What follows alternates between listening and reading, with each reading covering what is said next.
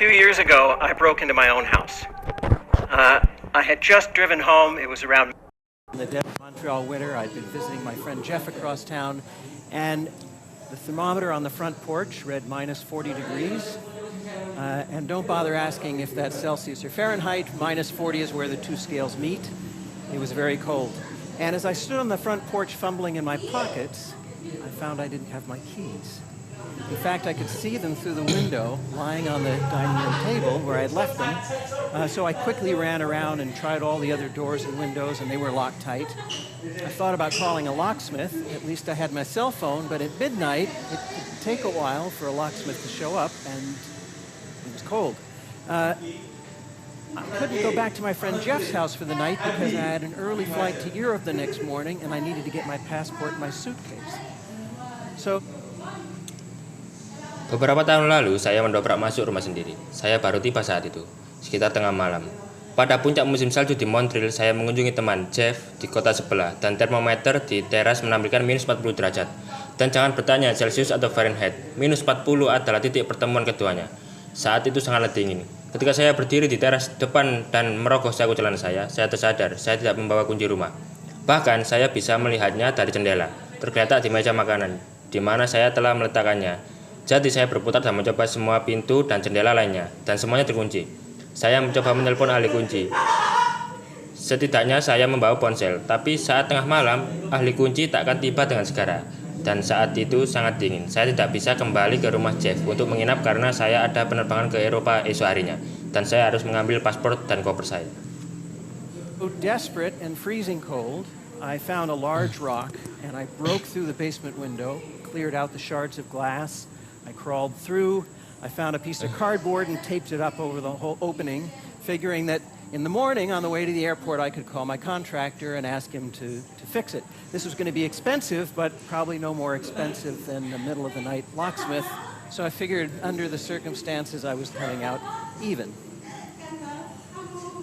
Now, I'm a Putus asa dan kedinginan, saya mengambil batu besar dan memecahkan jendela saya, membersihkan pecahan kacanya. Saya merangkak masuk, saya menemukan sebuah papan dan menutup lubangnya. Berpikir nanti di pagi hari di perjalanan menuju bandara, saya dapat memanggil kontraktor untuk memperbaikinya. Memang akan mahal, tapi mungkin tidak semahal ahli kunci di tengah malam. Jadi saya menyadari pada situasi ini hasilnya akan sama saja. Scientist by training, and I know a little bit about how the brain performs under stress. It releases cortisol, that raises your heart rate. It modulates adrenaline levels, and it clouds your thinking.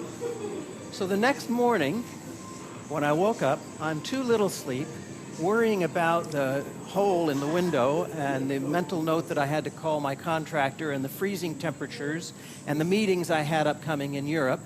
And, with all the cortisol in my brain, my thinking was cloudy, but I didn't know it was cloudy because my thinking was cloudy. And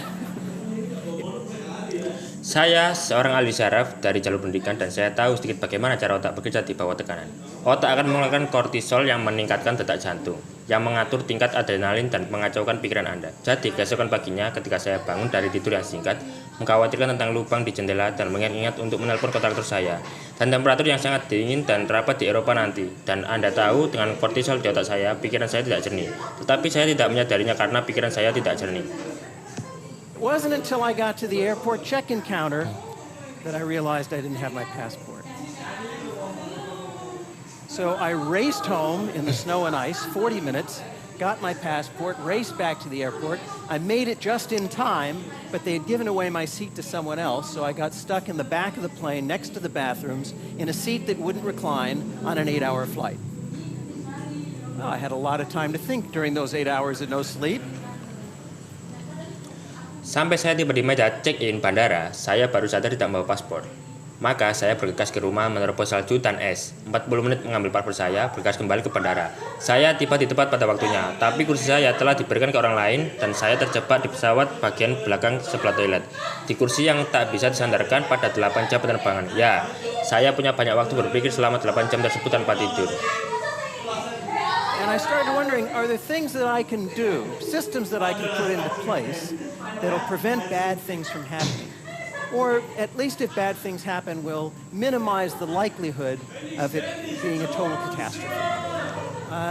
So I started thinking about that, but my thoughts didn't crystallize until about a month later. I was having dinner with my colleague Danny Kahneman, the Nobel Prize winner, and I somewhat embarrassedly told him about having broken my window and forgot my passport. And Danny shared with me that he'd been practicing something called prospective hindsight.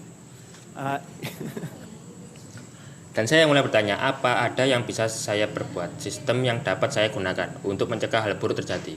Atau setidaknya jika hal buruk terjadi, sistem itu akan mengurangi kemungkinan terjadinya sebuah bencana. Dan saya mulai memikirkannya. Namun pikiran saya belum jernih.